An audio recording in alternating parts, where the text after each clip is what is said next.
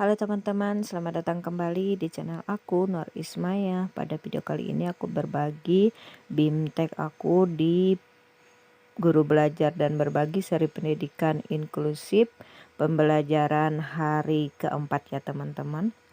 Namun pagi tadi masih gangguan ya teman-teman, maka aku mengalami kendala sedikit tadi pagi.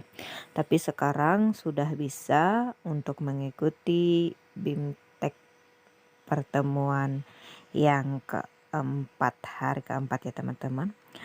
Pembelajaran hari keempat ada aktivitas 1, 2, 3, 4, dan 5. Aktivitas 1, stimulus pembelajaran. Anda tentu tidak asing dengan penyebutan pendidikan inklusif. Apakah Anda tahu apa itu pendidikan inklusif? Mari kita cari tahu tentang hal tersebut dalam materi konsep dasar pendidikan inklusif. Tapi sebelumnya kita putar video yang ada.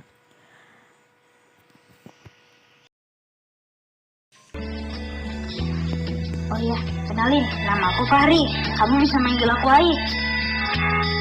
Fahri, Ai aja. Bisa. Ya udah, yuk kita masuk kelas. Di kelas. Cepetan, kamu rasanya. Ayo.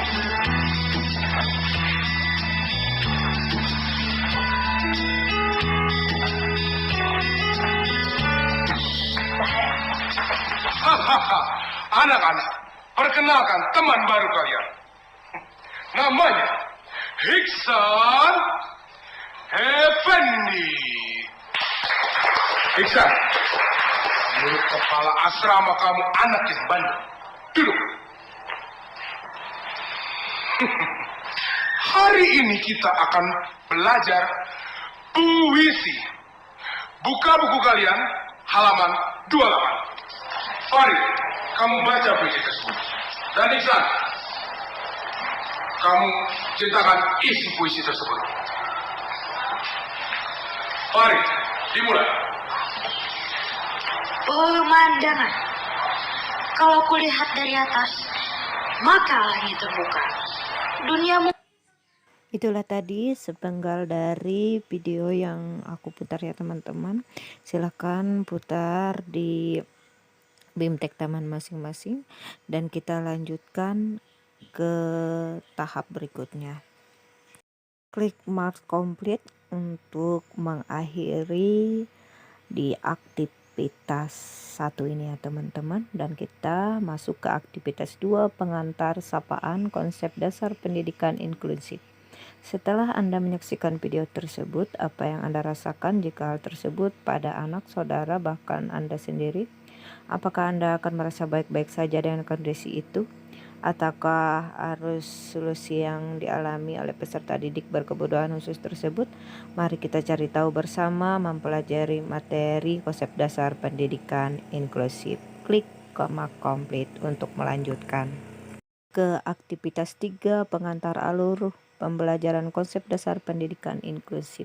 Kegiatan pada topik konsep dasar pendidikan inklusif ini Anda diminta melakukan serangkaian kegiatan yang akan membantu Anda dalam memahami karakteristik pendidikan inklusif, sekolah ramah anak, dan mekanisme layanan PDBK di sekolah penyelenggara pendidikan inklusif. Untuk lebih memahami materi yang akan Anda pelajari pada topik ini, Anda diharapkan dapat mempelajari setiap tahapan dengan seksama sehingga dalam kegiatan tersebut terjadi transfer pengetahuan yang akan memperkaya pemahaman Anda terkait dengan hakikat pendidikan inklusif, sekolah ramah anak, dan mekanisme layanan PDBK di sekolah inklusif. Alurnya yaitu membaca soal, mengerjakan tugas, kuis, penilaian, dan refleksi. Silahkan menuju aktivitas berikutnya dengan mengklik mark complete. Dan kita akan memasuki aktivitas berikutnya, yaitu aktivitas 4, hakikat pendidikan inklusif. Pendidikan inklusif merupakan pendekatan untuk mengubah sistem pendidikan agar dapat mengakomodasi peserta didik yang sangat beragam. Tujuannya agar guru maupun peserta didik merasa nyaman dengan adanya perbedaan dan memandangnya sebagai tantangan dan pengayaan dalam lingkungan belajar dan bukan menganggapnya sebagai masalah. Sekolah penyelenggara pendidikan inklusif menyediakan program pendidikan yang layak, menantang tetapi sesuai dengan kemampuan dan kebutuhan setiap peserta didik maupun bantuan dan dukungan yang dapat diberikan oleh para guru agar peserta didik berhasil.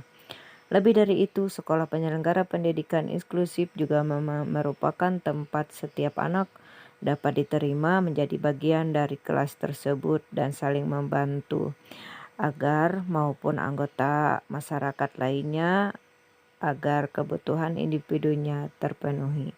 Konsep dasar pendidikan inklusif. Hakikat pendidikan inklusif, sekolah ramah anak dan pengertiannya adalah pendidikan untuk semua, mengakomodir semua perbedaan peserta didik, sekolah siaga, penyesuaian sistem berlaku, dan mengatasi perbedaan. Tujuannya, kesempatan yang luas kepada semua ABK untuk mendapatkan pendidikan yang layak sesuai dengan kebutuhannya, percepatan program wajib belajar, meningkatkan mutu pendidikan dasar dan menengah, kemudian meratakan pendidikan yang menghargai keberagaman dan memenuhi amanat Undang-Undang Dasar 1945 dan Undang-Undang SPN. Adapun sasarannya, anak usia sekolah termasuk anak berkebutuhan khusus, ABK yang mengalami hambatan permanen, temporer, dan perkembangannya. Manfaat peserta didik, rasa persahabatan persaudaraan, sikap toleransi, citra positif, menghargai keunikan, merangkul dan menghargai perbedaan, mempelajari model yang berhasil walaupun dengan tantangan dan hambatan. Kemudian manfaat orang tua dan masyarakat, mengetahui sistem belajar di sekolah, percaya yang tinggi terhadap guru, tanggung jawab di rumah dan sekolah, mengetahui mengikuti perkembangan anak, terbuka dan ramah, semua keluarga belajar, keluarga memahami perbedaan individu dan keberagaman. Kemudian untuk manfaat masyarakat, mengontrol terselenggaranya pendidikan inklusif di sekolah, di lingkungan. Komunitas akan lebih menerima, mendukung semua orang, ABK lebih siap untuk tanggung jawab dan hak-hak kehidupan, menjadi sumber belajar dan semakin terbuka bermitra dengan sekolah. Lanjut ke manfaat untuk pemerintah, ABK mendapat hak pendidikan yang sama dan mendapat kesempatan pendidikan yang lebih luas, mempercepat penuntasan wajib belajar pendidikan 9 tahun berdasarkan asas demokrasi, berkeadilan, dan tanpa diskriminasi. Kemudian tantangannya adalah pro pendidikan inklusif vs kontra pendidikan inklusif. Landasan filosofis pendidikan inklusif hampir sama dengan falsafah bangsa kita Bhinneka Tunggal Ika, yaitu ketika founding father kita menanamkan falsafah keberagaman dalam kehidupan bernegara tetapi memiliki keberagaman yang sama. Kemudian landasan pedagogik tercermin dalam pasal 3 Undang-Undang Dasar nomor 20 tahun 2003. Tujuan pendidikan nasional adalah berkembangnya potensi peserta didik agar menjadi manusia yang beriman dan bertakwa kepada Tuhan Yang Maha Esa, berakhlak mulia, sehat, berilmu, cakap, kreatif, mandiri, dan menjadi warga negara yang demokratis dan bertanggung jawab.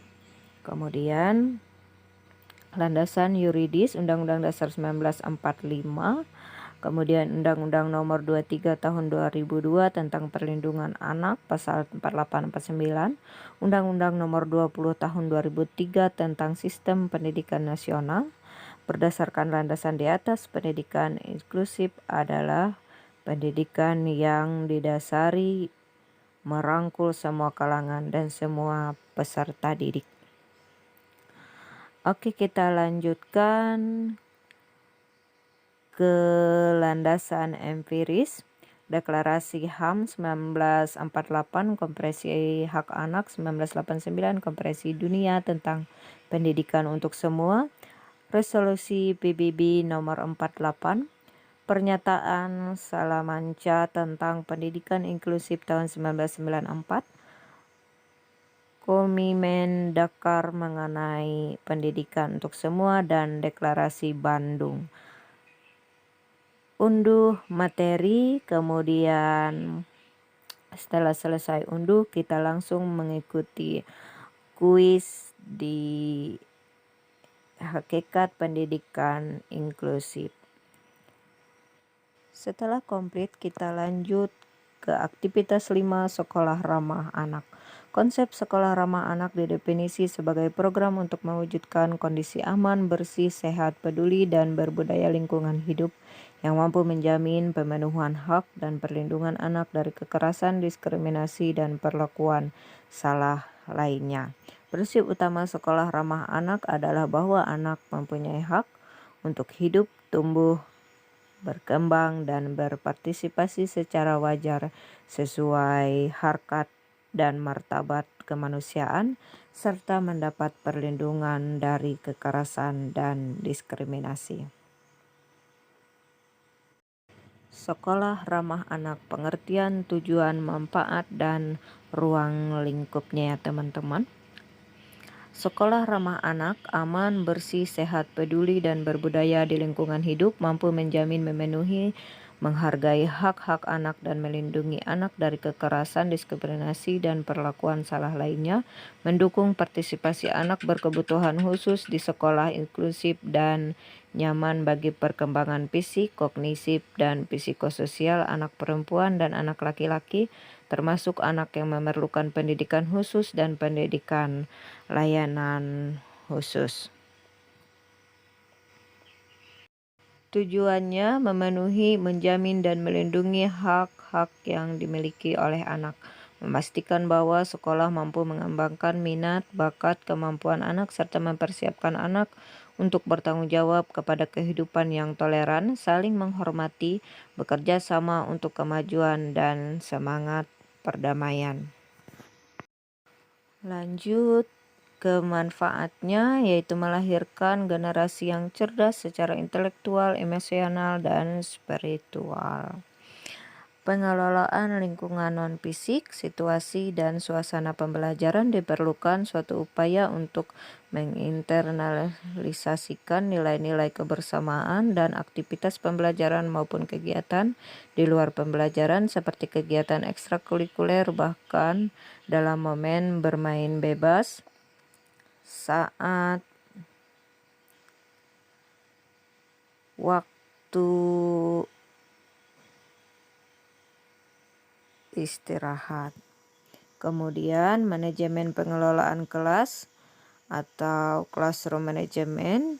Guru yang mengajar di kelas inklusif di samping menerangkan prinsip-prinsip umum juga diharuskan memiliki kemampuan menerapkan prinsip-prinsip pembelajaran khusus sesuai dengan kebutuhan dan karakteristik peserta didik berkebutuhan khusus. Kemudian pengelolaan lingkungan fisik, lingkungan ramah anak. Aksesibilitas di lingkungan sekolah, desain universal adalah desain yang produktif lingkungan program dari layanan yang dapat digunakan sebagai semaksimal mungkin tanpa memerlukan desain tambahan. Kemudian sarana dan prasarana penataan ruangan, yaitu media pembelajaran dan peralatan khusus, sarana dan prasarana umum yang dibutuhkan di sekolah inklusif, prinsip penataan ruang kelas yang inklusif, saran praktis untuk menciptakan aksesibilitas dari anak. Untuk lebih jelasnya kita unduh materi dan kita mengikuti kuis sekolah ramah anak. Kemudian jika sudah komplit, maka klik marks complete di atasnya teman-teman, dan akan menghasilkan 53% komplit, dan kita mengakhiri pembelajaran pada hari keempat ini dengan baik. Oke teman-teman, demikian dapat aku sampaikan di video kali ini. Jangan lupa like, comment, and subscribe.